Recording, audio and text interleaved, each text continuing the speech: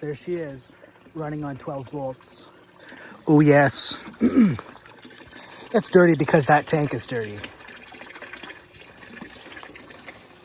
I poured the cement in 3 or 4 different occasions.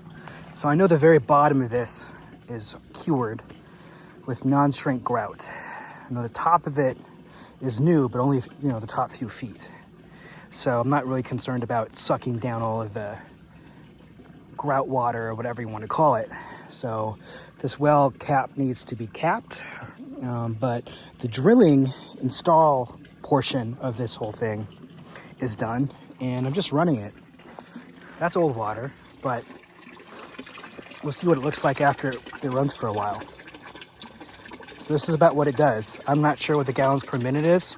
I can sort of figure it out with this gauge, but it's not sealed. I don't know, but it does it like that. So that's not a lot of water flow for anything other than what you're seeing here, like an off-grid 12-volt well. But this is good because I can mix cement with this water. I can use this water to jet down and dig a deeper well. I can use it for a lot of other stuff, but it's so far away from everything else. I mean, there's a neighbor up here and there's a neighbor over here.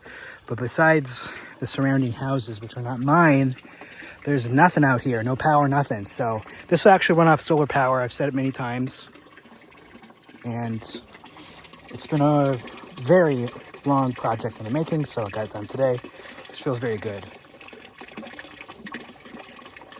So with this slow pump, it will run like this indefinitely. So I'm not worried about much more than that.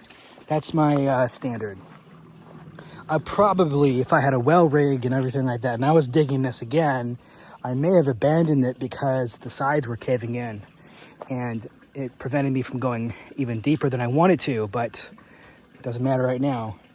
So you can hear this, but this well pump is not fast enough to drain it and burn out or anything like that. It just sort of starts catching bubbles and stops. So I'm okay with that. For all intents and purposes, this might water a garden.